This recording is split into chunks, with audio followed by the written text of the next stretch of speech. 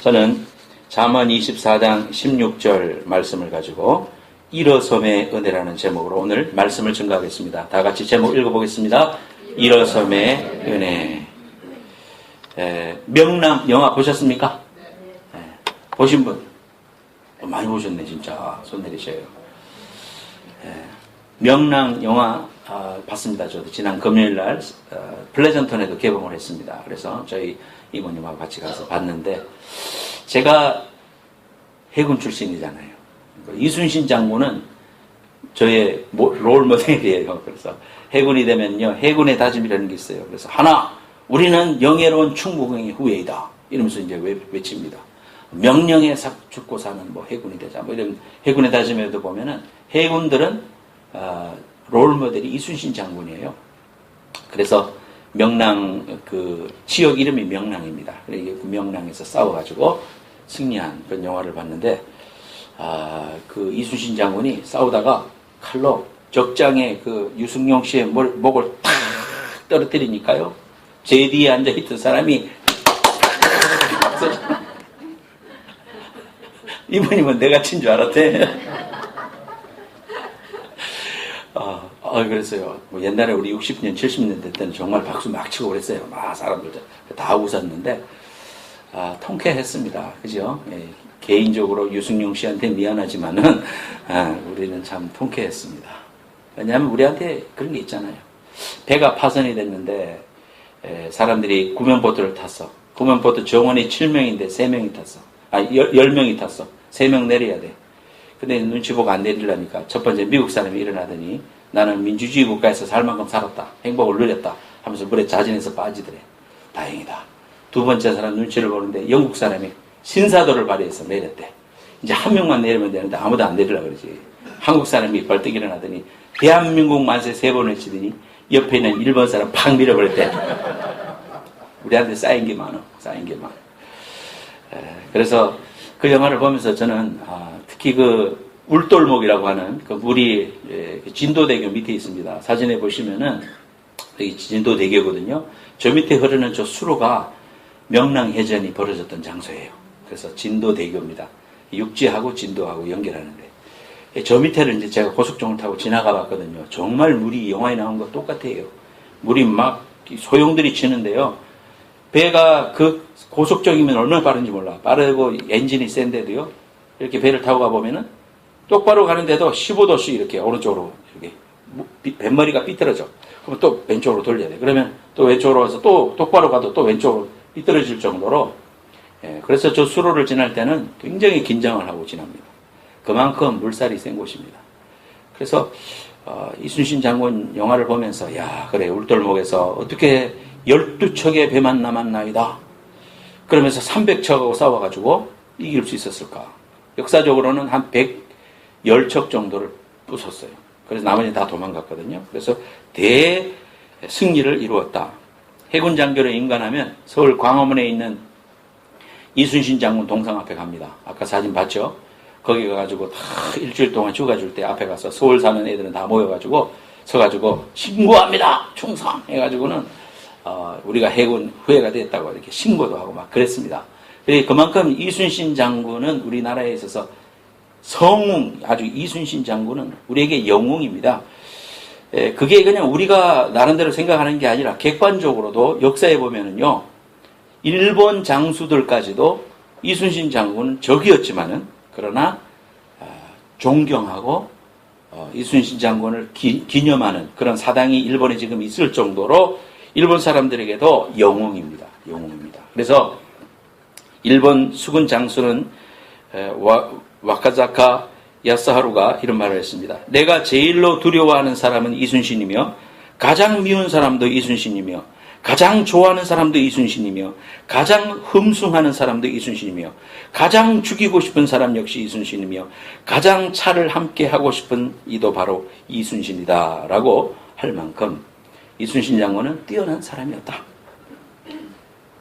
영국 해군 중장 발라드라는 사람도 위대한 해상 지휘관들 중에서도 능히 맨 앞줄을 차지할 만한 이순신 장군을 존재하게 한 것은 신의 섭리였다.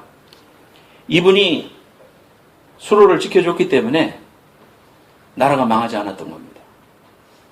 이분이 만약에 12척의 배만 남고 싸워봤자 진다고 생각하고 권율 장군 밑에 가서 육군으로 투항을 했다면 우리나라는 1910년에 망하는 게 아니라 1597년에 망했을 거예요.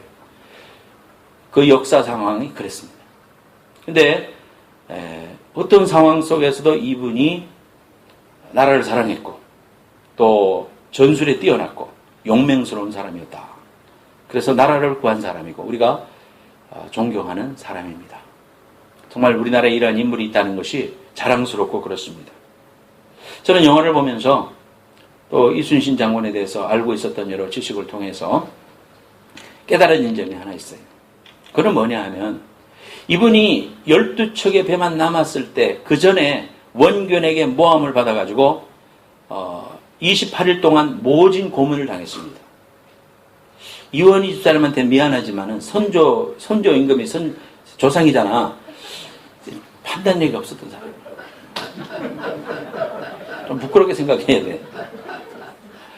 그래서 일본 대마다 출신 간첩이 들어와가지고 모함질을 하고 또 그걸로 말미암아서 이순신 장군이 옥에 갇히고 또 그러다가 보니까 원균이 완전히 패배하고 다 자살했어요.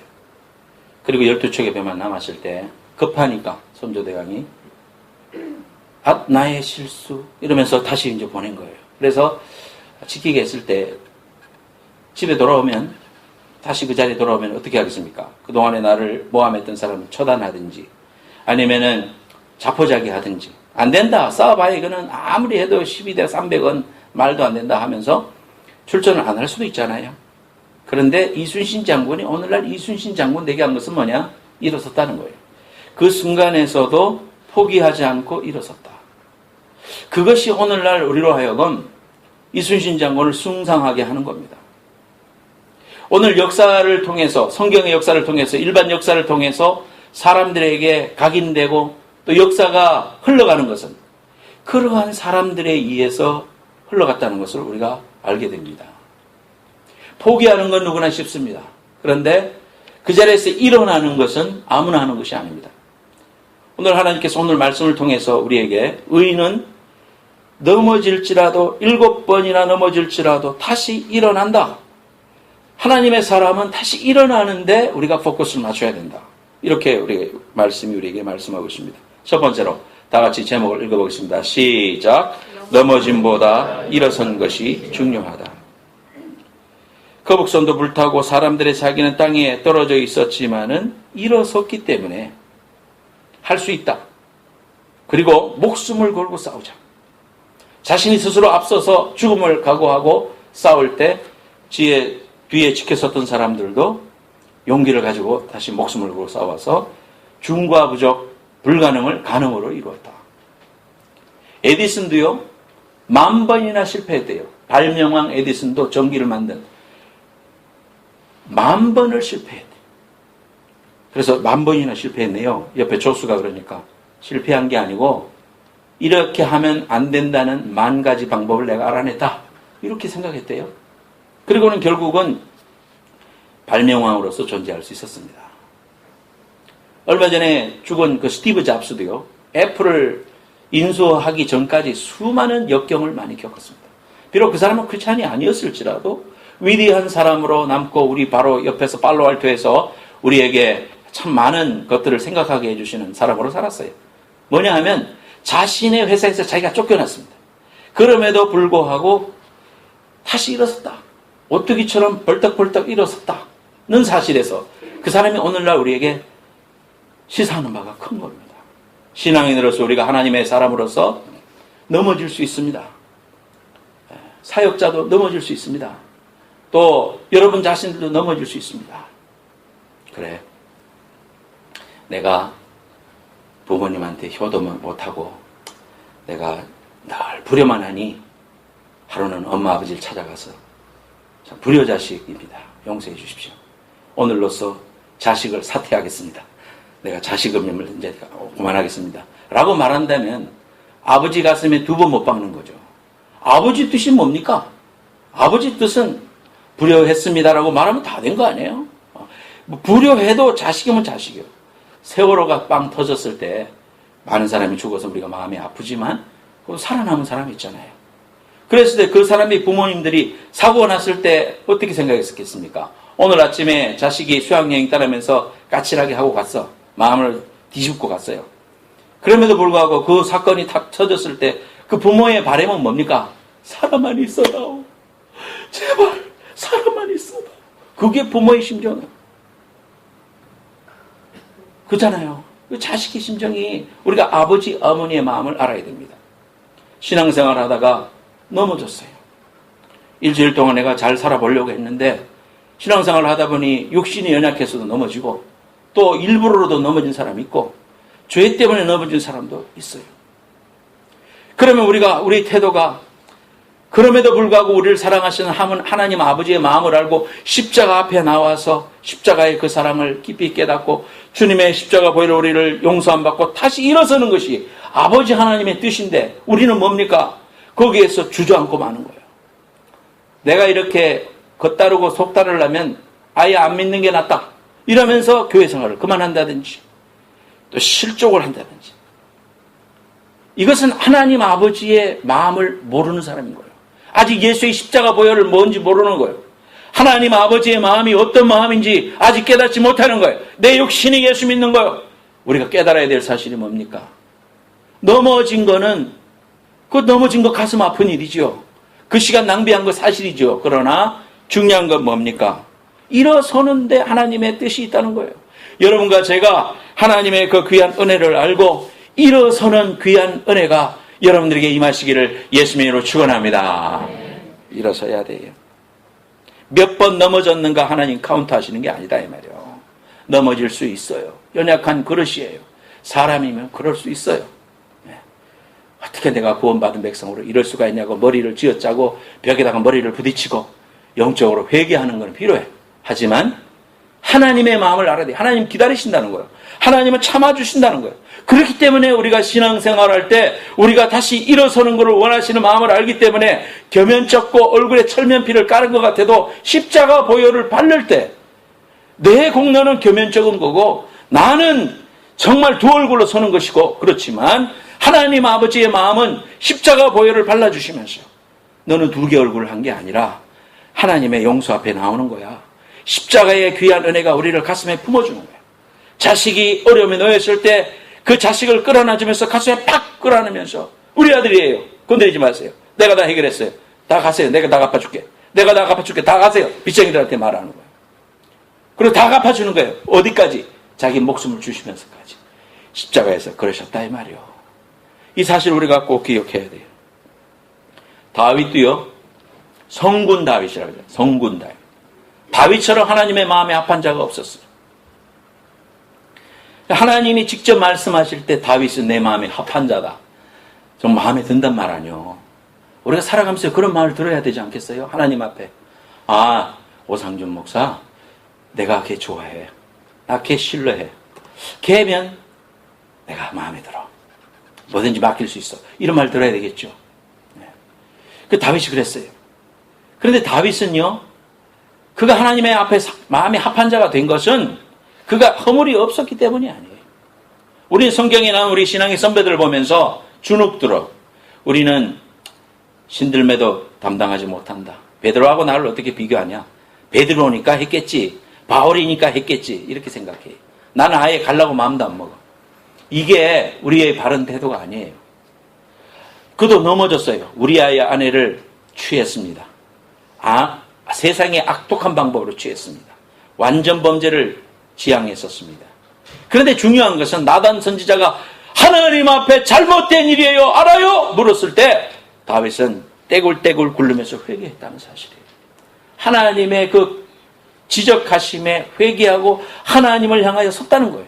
일어섰다는 거예요. 그리고 회개하고 자신이 티끌을 덮었으면서 하나님 앞에 회개하고 나아갔다는 것에 우리는 포커스해야 돼요. 베드로도 마찬가지예요. 베드로도요, 그가 완벽한 사람이 아니었습니다. 성격이 불같은 사람이었습니다. 먼저 행동하고 보는 사람이었어요. 행동하고 보니까 얼마나 실수가 많습니까? 그런 사람들이. 그런데 베드로는 예수님을 3번이나 부인했어요.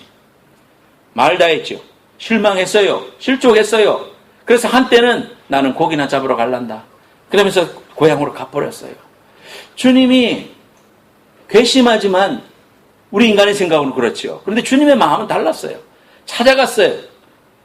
실망하고 있는 베드로를 찾아가서 묻지 않았습니다. 네 자식아, 네가 그럴 수가 있냐 이마? 네가 어떻게 나한테 절대 다른 사람은 배반할지라도 나는 당신을 떠나지 않겠나이다 했는 거 기억하지? 다 녹음했다 이놈아. 이놈의 자식 너 이러면서 다그치지 않았어요. 하신 말씀이 뭐예요? 시몬아, 네가 나를 사랑하느냐? 추궁할 줄 알았는데 주님이 물어보신 말은 네가 나를 사랑하느냐? 당황했어요. 예, 주님 사랑합니다. 시몬아, 네가 정말 나를 사랑하느냐? 예, 제가 주님을 사랑합니다. 시몬아, 다시 묻는다. 세 번째 물었어요. 네가 나를 사랑하느냐? 예, 제가 주님을 사랑합니다. 제가 주님을 사랑하는 줄 주님 아시지 않습니까? 그래, 됐다. 내 양을 먹이라. 내 양을 먹이라. 그래서 베드로는 주님을 위해서 그때부터 목숨을 걸고 베드로 전후서를 통해서 우리에게 베드로는 위대한 사도구나 우리에게 알려주셨고요. 그분은 십자가의 전승에 의하면 거꾸로 달려 죽었다. 순교했다. 주님이 똑바로 달리신 십자가에 나는 거꾸로 달려야 되겠다 하면서 자신의 삶을 주님을 위해서 드릴 수 있었다는 사실입니다. 많이 실수했어요. 그러나 일어섰어요. 엘리야도요, 지쳐가지고 번아웃돼서 로뎀나무 밑에서 나 죽는 게 낫습니다. 하나님 나 좀 죽여주시오 라고 말하고 있었어요. 그때 우리 주님 찾아가셔서 하나님 찾아가셔서 떡을 주시고 물을 주시고 쉬어라 하면서요 영적으로 회복시켜 주셔요. 그래서 엘리야는 다시 일어섰습니다. 이걸 갖다가 플러스 인생입니다. 십자가는 다시 보면 뭡니까? 십자가는 플러스입니다. 플러스. 우리로 하여금 하나님 앞으로 나아가게 하는 거예요. 잠언 24장 16절에 대저의인은 7번 넘어질지라도 다시 일어선다. 7번이나 넘어지는 그 사람한테 주목하면 안 돼요. 우리는 어디에 주목해야 돼요? 그런 넘어지는 사람을 일으켜주시는 하나님을 바라봐야 되는 거예요. 탕자의 비유도 마찬가지입니다. 탕자의 비유도 보통 목사님들 설교하지 회개해야 됩니다. 회개하면 하나님은 받아주십니다. 이렇게 말해요. 그 말도 맞아요. 하지만은 더 중요한 건 뭡니까? 그 탕자를 받아주시는 아버지에게 포커스 맞춰야 돼요. 그게 하나님 아버지의 마음이에요.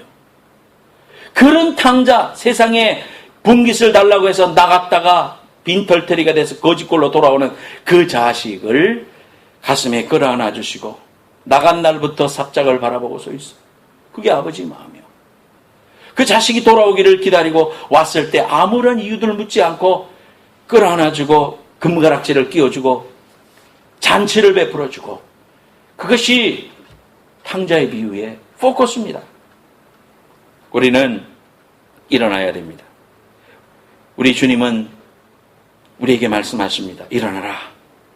사랑하는 아들아, 사랑하는 딸아, 일어나라. 왜 실망하고 있느냐? 왜 좌절하고 있느냐?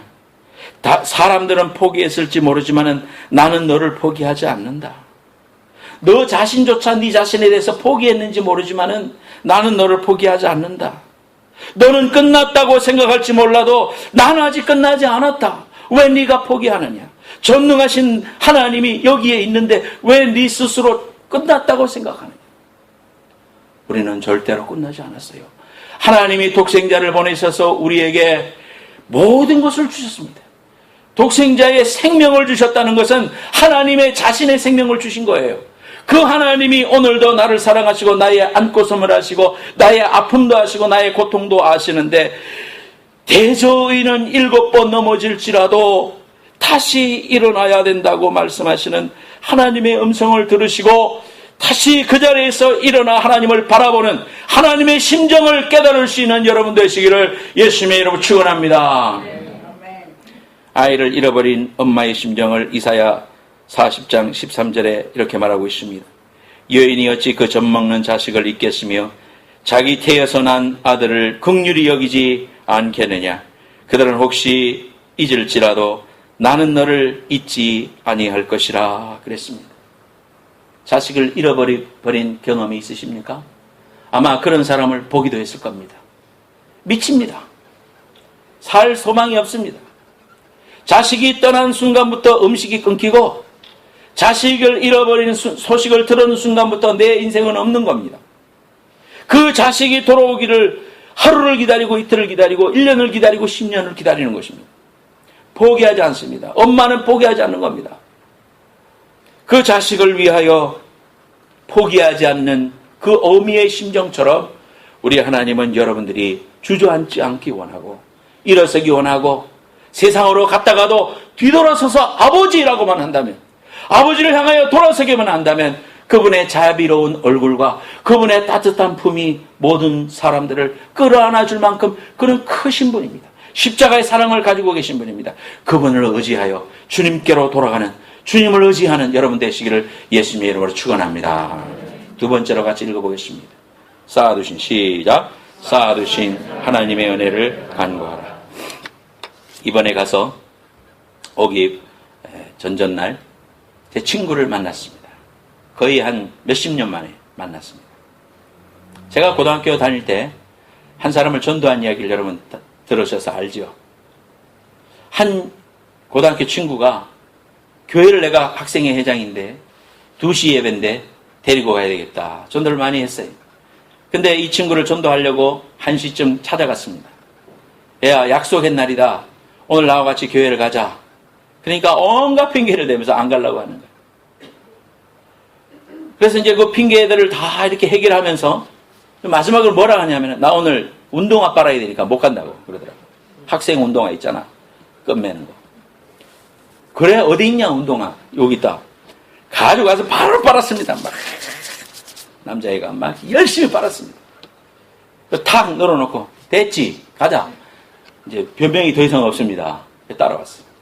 그 길로 교회를 다녔다는 거 아니에요. 그래서 흠방방 신앙이 성장해서 협동 총무를 시키고, 그렇게 해갖고 얘가요, 얼마나 믿음이 성장하는지, 대학 졸업하고 이 친구는 군에 입대했어요. 그래서 육군에 하사관으로 가더니 몇 년 지나지 않아서, 상준아, 나 항공병과로 지원을 했다. 그래서 헬리콥터 조종사가 될 거야. 아, 그래, 잘 됐다. 그러더니 그 길로 열심히 군대 생활을 하고 신앙생활도 열심히 하고 해갖고요, 헬리콥터 조종사가 돼서 지금까지 30년 근무를 했습니다. 그래서 헬리 탑건이 돼가지고 8,000시간, 그 집에 가보니까 6,000시간, 7,000시간, 8,000시간, 8,000시간이면 지구를 몇십 바퀴 도는 거래요. 그동안에 그렇게 저걸 해가지고 지금 육군 준위가 돼서 지금 퇴임을 앞두고 있습니다. 이제 그리고 기독교 장로가 됐어요.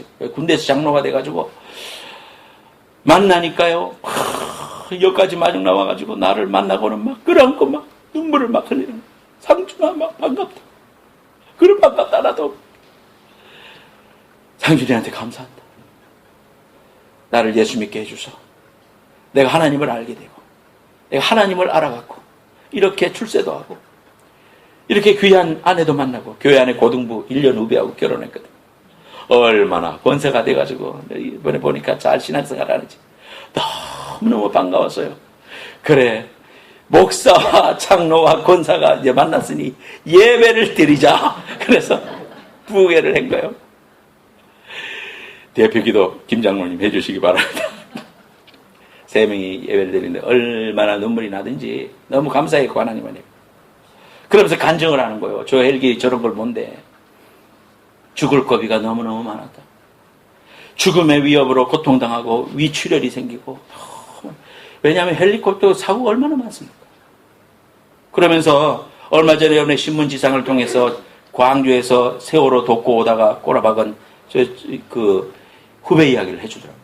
군대 후배다. 그리고 강원도 소속 헬기지만은 자기 부대에서 같이 근무한대. 뜨는 건 거기서 뜬다는 거예요. 그 전날도 같이 저녁 먹었대, 후배하고. 그러면서 선배님 뭐 이제 나오면은 제가 이렇게 연결해서 사회에서도 이렇게 활동할 수 있도록 해드리겠습니다. 이러면서 막 그렇게 이야기했는데, 잘 갔다 와 그러면 했는데 그 다음날 그 사고 났다는 거예요. 얼마나 마음이 애통합니까? 얼마나 마음이 애통합니까? 가정이 있고 그러고 정말 엑셀런트한 사람들이에요. 5,000시간 무사고 기체결함이었을 가능성이 많다고 그러더라고요. 그러면서 이 친구가 이야기하는 거예요. 나는 하나님 안으로 살아왔다. 매 순간 죽음의 위협이 나를 엄습하고 뭐 힘으로도 안 되고 능히도 안 되는 그런 위험한 순간이 너무나 많다는 거예요. 날씨가 갑자기 좋은데 갑자기 운무가 끼면서 어디가 하늘이고 어디가 땅이고 어디로 가야 될지 아무것도 알 수 없는 그런 위급한 상황에 놓이기도 하고 기체가 말을 한다서 옆으로 막 착륙하기도 하고 그런 이야기들이 너무나 많더라고요. 나는 하나님만 의지했다고. 정말 하나님 외에는 다른 길이 없어서 그런 위축열이 오는 그런 스트레스 상황 속에서도 나는 날마다 새벽에 가서 부르짖었다는 거야. 하나님 이 죽음의 공포로부터 나를 건져주십시오. 하나님 나를 지켜주시옵소서. 그러면서요 하나님 앞에 그렇게 믿음으로 오늘날까지 살아왔다고. 이제 내가 좀 일찍 전역을 하고 정말 주를 위해서 선교하고 그렇게 살아야 되겠다고 그런 이야기를 할 때 참으로 고마웠습니다. 이 친구가 인원 이송을 하면은요 별들을 태운대요. 그러면은 이제 헬리콥터를 딱 조종을 한 조종사니까 주조종사니까 옆에 이제 사령관 별이 2개가 오든 3개가 오든 4개가 오든 사령관님 항공 안전을 위하여 기도하시겠습니다. 그러면요 그 사람이 두말 안 하고 막 불신자든 뭐 불교를 믿든 기도하시겠습니다. 그러면 예 기도합시다. 그런데요. 그래서 하나님 앞에 영광을 돌린다고 그러더라고요. 우리가 하나님의 쌓아두신 은혜를 우리가 붙잡지 않으면은 우리는 살 수가 없어요. 저와 여러분들이 이 이민 생활을 하면서 얼마나 많은 아픔들이 있고요. 얼마나 고통스러움이 많습니까? 한국도 마찬가지예요. 한국도. 눈물 없이는 살아갈 수 없는 게 인생입니다. 오늘 와서 미국에 이민 생활하면서 성공하신 분들도요. 스토리를 말하라고 해봐. 3박 4일 걸려요. 고생한 거 이야기하라고 그러면. 정말 어렵게 사셨어요. 힘들게 살았습니다. 눈물 골짜기를 흘렸습니다. 그냥 당장 때려치고 싶을 때도 수없이 많았을 겁니다. 그럼에도 불구하고 그런 눈물 골짜기를 지금 살아오면서 죽음의 위협도 느끼면서 살아오면서 우리가 깨닫는 건 뭡니까? 하나님의 그 은혜 아니고서는 내가 오늘날이 존재할 수 없다. 우리가 이렇게 고백하게 되는 거예요. 시편 31편 19절 말씀 같이 한번 읽어보겠습니다. 시편 31편 19절 말씀 앞에 보시고요. 시작. 두려워하는 자를 위하여 쌓아두신 은혜 곧 주께 피하는 자를 위하여 인생 앞에 베푸신 은혜가 어찌 그리 큰지요. 하나님께서 쌓아두신 은혜가 있다고 그랬습니다. 따라하세요. 쌓아두신 은혜. 쌓아두신 은혜를 받아야 돼요. 하나님은 쌓아두셨다 이 말이에요. 풍성하게 준비해 주셨다 이 말이에요. 아이고 나는 왜 그런가 몰라. 나는 기도 응답도 없는 것 같고 다른 사람은 간증도 그렇게 많은 것 같고 그렇게 하나님께서 복 주시는 것 같은데 나는 왜 은혜가 지지리도 없는가 몰라. 오늘 성경 말씀에 뭐라고 했습니까? 쌓아두신 은혜가 있는데 주께 피하는 자를 위하여 주셨다 그랬습니다. 주님을 의지하는 자에게 주신다는 거예요. 주께 피하는 자에게 주신다는 거예요. 주는 나의 피난처로 아는 자를 향하여 주신다는 거예요. 내 힘으로 살아가려고 하면 고생덩어리요. 고생덩어리. 인생 방황하고 살아요. 여러분 포기하세요. 하나님 앞에 내 자아를 포기하고 내 노하우를 포기하고 내가 지금 살아왔는 내 중심으로 살아왔던 모든 것을 포기하고 그렇습니다. 주님이 하셨습니다. 주님을 의지합니다. 자식도 주님의 것이고 비즈니스도 주님의 것이고 내 건강도 주님의 것입니다. 쌓아두신 은혜를 주십시오. 하나님의 그 은혜가 필요로 합니다. 하나님의 능력이 필요로 합니다. 도와주십시오. 하나님 나를 불쌍히 여겨주십시오. 하나님 앞에 나아가는 자 주를 피하는 주께 피하는 자를 위하여 예배해 두신 쌓아두신 은혜를 의지하게 될 때 하나님이 왜 나 자격 없는 나를 그렇게 사랑하시는가 알게 되는 거예요. 왜 하나님이 나를 그렇게 사랑하셨을까? 나는 하나님 마음 맨날 아프게 하고 속 뒤집으는데 왜 나 사랑할까? 자식으로서 부모님한테 효도도 못하고 부려만 하고 빽빽 소리지면서 살아왔는데 아버지 엄마는 그렇지 않아. 나를 사랑하셔. 그 하나님의 사랑을 우리가 깊이 깨닫는 것 그걸 하나님의 은혜라고 하는 거예요. 십자가를 묵상하면 묵상할수록 하나님의 은혜를 깨닫는 거예요. 사랑이 구주를 죽게 했네 왜 날 사랑하나 겸손히 십자가 지시었네 왜 날 사랑하나 왜 날 사랑하나 왜 날 사랑하나 왜 주님 갈보리 가야 했나? 왜 날 사랑하나?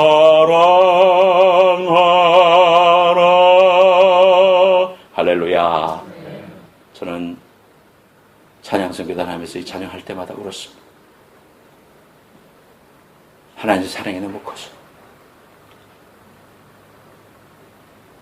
나를 예수님 믿는 가정에 태어나게 해주신 하나님을 너무 감사하고, 그 아버지 엄마의 신앙을 본받은 게 감사하고 너무 감사해서, 그리고 이런 복음 전하는 사명을 감당할 수 있었음에 감사합니다. 내가 비록 그때 대학생 때였지만 정말 감사하고 있었어요. 한 사람이 변화되고 예수님 믿고 변화됐다는 이야기를 다음에 가서 듣고, 그럴 때 이거야말로 가장 소중한 일이 아닌가. 내가 천국 가서 가장 보람있게 여길 수 있는 일은 영원권이 아닌가. 그래, 내가 하나님께 받은 소명으로 목회의 길을 계속 가야겠다, 그렇게 마음먹었습니다. 목회자의 아들로서 목회의 길을 가는 게 쉬운지 압니까, 여러분? 많은 트라우마가 있어요, 마음에. 하나님 다 치료해 주셨지만, 그럼에도 불구하고, 야, 내가 목회의 길을 갈 수 있겠니? 너무 감사하다. 나는요, 개척하고 이제 5년이 되는데, 우리 성도들을 보면서 너무 감사한 거야. 한국 가 있어도 성도들 생각나는 거야. 사랑이 깊어졌어. 우리는 중병에 걸렸어, 이제. 사랑이. 그래서 하나님의 사랑으로 우리가 이 귀한 사람들을 만났구나. 그래서 생각할 수 있잖아. 야, 우리 교회는 말이야, 신실한 일꾼이 와가지고 정말 충성된 사람이 와야지, 지금 사람들은 말이야 이렇게 부족하고 뭐 이렇게 생각할 수 있잖아요, 사람. 그런 생각이 없어요. 하나님이 30명 주시면 30명 사랑하고, 50명 주시면 50명 사랑하고, 하나님이 나한테 맞게 주신 거니까 내가 그 자리에 있는 자리에서 충성을 다하면 되는 거예요. 12척 남았으니까 12척 가지고 해본 거 아니야. 그렇게 했을 때 위대한 성홍 이순신 장군이 됐죠. 나는 부족하니까 안 돼, 이러면 안 되잖아요. 여러분 자신에게도 마찬가지예요. 나는 달란트가 없어, 타고난 자본이 없어, 부모를 못 만났어, 좋은 대학을 못 나왔어, 이런 거 따지지 마세요, 여러분. 하나님이 내게 쌓아주신 은혜가 이미 있어. 우리 안에 있다, 이 말이에요. 오른쪽 다리가 관절염으로 아프면 하나님 왼쪽 다리 안 아파서 너무 감사하고, 자식이 하나가 속썩이면 둘째는 그래도 충성하니 걔 보고 위로받아서 감사하고, 기도하게 해주시니 감사하고, 삶에 어려움이 없으면 기도합니까, 여러분이? 나처럼 기도하는다, 이 말이에요. 하나님 앞에 기도하라고 주시니 감사하잖아. 하나님 나 기억하고 있다는 거잖아. 나를 훈련시켜서 하나님의 사람으로 만들려고 하는 거잖아. 내가 얼마나 감사하냐, 이 말이에요. 나를 기억하고 계시니 감사하지. 아무 일 없는 게 문제예요. 아무 일 없는 게 문제예요. 타락했는데 한 뒤통수도 안 때려주시면 그거 문제지. 그러나 징계도 있고 어려움도 있고 깨닫는 은혜도 있으면 감사한 거예요. 하나님이 나를 사랑하시는구나. 내가 이렇게 속을 후벼 파도 하나님 나 사랑하는구나. 1999년에 저희 어머니 아버지가 골든게이트 신학교로 처음 미국에 오셨어요. 아들 유학하니까 그 다음에 오신 거야. 오셨는데 어머니가 시차도 하고 오시기 전에 너무 무리하고, 그냥 미국 오시면 그냥 오시면 되잖아. 그 성격이 미국 가니까 이불 빨래 해야 돼. 집안 다 치워야 돼. 뭐 하니까 다 하니까 뭐 몸이 녹초가 돼가지고 미국에 오셨으니까 잠도 안 자고 그렇게 오셨으니까 아프지. 그런데 이제 시차도 있고 그러니까 이렇게 다니는데 어디 백화점 갔다 오는데 어지러운 거예요. 머리가 아프고 아플 것 같은 거예요. 그러니까 어머니가 대뜸 한다는 말이, 여보 내일 한국 갑시다. 한국 갑시다. 그게 무슨 말인지 알아요, 여러분? 자식에게 요만큼도 짐되면 안 된다, 이 말이에요. 아프더라도 한국 가서 아파야 된다. 그게 부모님의 마음이더라고요, 여러분. 하나님 아버지의 마음을 우리가 자식을 갖고 나서야 조금 알잖아요. 제가 잘 갔다 왔습니다 하면서 이야기하니까 어떤 집사님이 저한테, 예, 그렇게 해도 우리는 부모님이 한 일에 100분의 1도 못하는 거죠. 나 공감했어요. 우리 너는 한번 갔다 왔지, 계속해서 고생하실 분은 아버지고 어머님 자신 아니겠습니까? 1988년 4월 13일 날 저는 해군 장교로 입대하러 해군 경화동 교육사령부로 아버지하고 같이 내려갔어요. 도로에는 벚꽃이 흐드러지게 폈습니다. 그러나 마음이 좀 무겁죠. 왜? 군대에 지금 들어가서 훈련 받아야 되고 이제 3개월 동안 집에 못 오고 그래야 되니까 힘들잖아요. 아버지도 마음이 힘들었던 거지. 자식을 보내야 돼. 하면 하나밖에 없는 자식이니까. 딸이 있나 뭐가 있나. 같이 가서 이제 뭐 부모님하고 서서 뭐 설명도 듣고, 여러분 군대에 자식 보내보면 알죠. 어느 정도 있다가는 자 우리 입영하는 우리 해군 교육 사관후보생 후보생들은 연병장으로 모여주십시오. 이제 아버지하고 헤어져서 오는 거야. 내가 이제 그 안으로 들어가서 줄을 섰어요. 아버지하고 헤어졌지. 그래서 우리는 이제 줄을 서서 들어가서 그때부터 이제 부대 생활이 시작된 거죠. 이제 자식을 보내놓고 아버지가 이제 혼자 됐잖아요. 이제 집으로 김천으로 돌아가야 되는데 걸어서 이제 버스 정류장까지 간 거예요. 이제 그때의 심정을 어느 날 제가 먼 훗날이 지난 다음에 집에 갔을 때 아버지가 쓴 일기를 봤어. 아버지가 글을 써놨더라고. 우연히 그걸 보게 됐는데 아버지가 그때 그런 이야기를 쓰셨습니다. 제가 기억하면서 말씀드릴게요. 아들을 데려다 주고 돌아온 날 아들을 두고 홀로 벚꽃이 핀 진의 거리를 나 혼자 걸었다. 내 마음이 허전하고 쓸쓸해서 눈물이 났다. 그리고 5월 어느 날, 내가 이제 훈련받고 있을 때 5월 어느 날입니다. 힘든 훈련을 잘 하고 있을까? 아들이 보고 싶어 아들의 찬양이 녹음된 굿나이프 찬양 테이프를 들으며 아들의 노래를 들었다. 오후 내내 테이프를 돌려가며 듣고 또 들었다. 제가 이것을 읽으면서 눈물을 흘렸어요. 지금도 눈물이 나는데 아버지의 마음, 어머니의 마음, 우린 죽었다 깨어나도 이해를 못합니다. 자식은 자식대로 그냥 지 잘난 맛에 사는 거예요. 여러분, 우리가 잘못해도요, 부모님은 우리를 사랑하세요. 우리가 부모 되어서 그 마음을 깨닫습니다. 하나님 우리 사랑합니다. 나의 연약한 모습 때문에 내가 자식이 아니다, 내가 자식이기를 포기하고 주저앉는다면 2번 가슴에 못 박는 겁니다. 그건 아버지의 마음을 모르는 겁니다.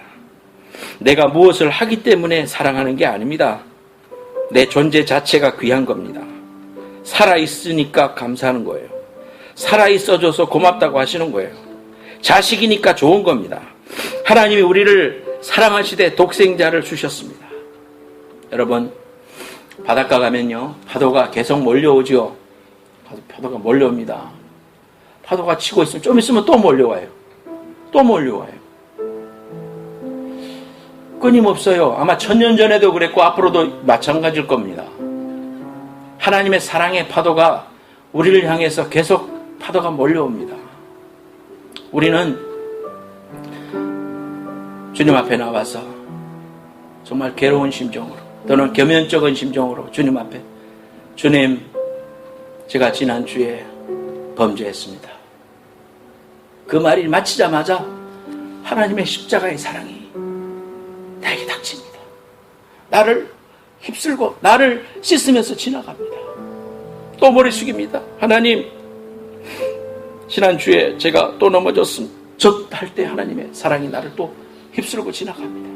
십자가의 사랑이 나를 씻기고 지나갑니다. 이거는 안 될 거야. 하나님, 다른 건 용서하셔도 이건 용서 못 하실 거야.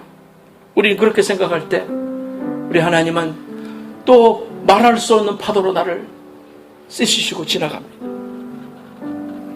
이해할 수 있다면 은혜가 아닙니다. 가늠할 크기였다면 은혜가 아닙니다. 예상했던 거라면 은혜가 아닙니다. 십자가의 사랑을 우리가 기억해야 됩니다. 사랑하는 성도 여러분, 주님의 은혜는 파도처럼 계속해서 우리를 씻기시고 갑니다.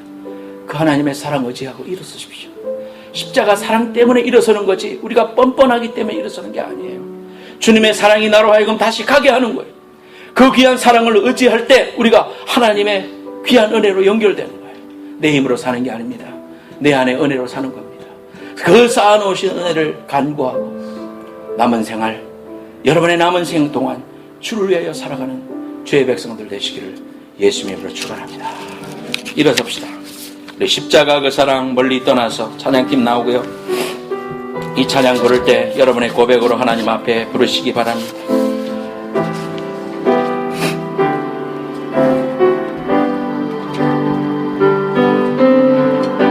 십자가 그 사랑 멀리 떠나서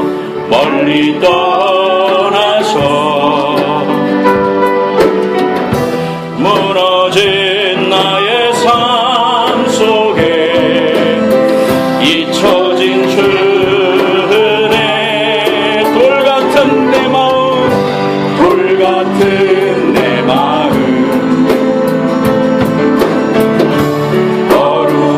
어루만지사 다시 일으켜 세우신 주만 바라합니다. 주 나를 보호하시고 주 나를 보호하시고 날 이끄시리. 나는도 외롭고 존귀한 자녀라.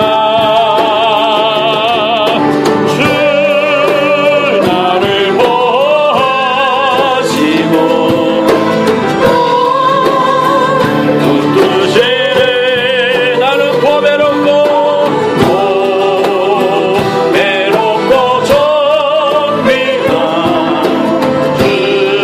주의 자녀라. 지나간 일들을 기억하지 않고 이전에 행한 모든 일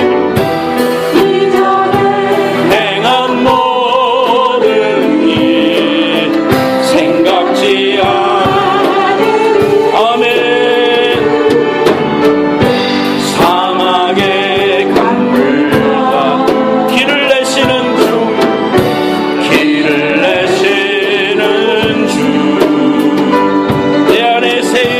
내 안에 새길 행하신 주만 바라보리라. 두 손 높이 들고 주 나를 보시고 날 이끄시니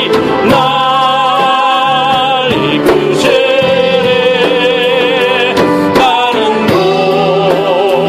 외롭고 존귀한 주님의 자녀라.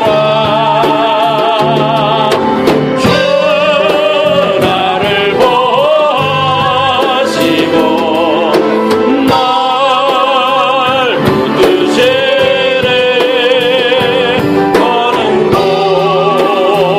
외롭고 존귀한 주의 자녀라. 다 같이 기도합시다. 가슴에 손을 얹고 하나님 앞에 기도합시다.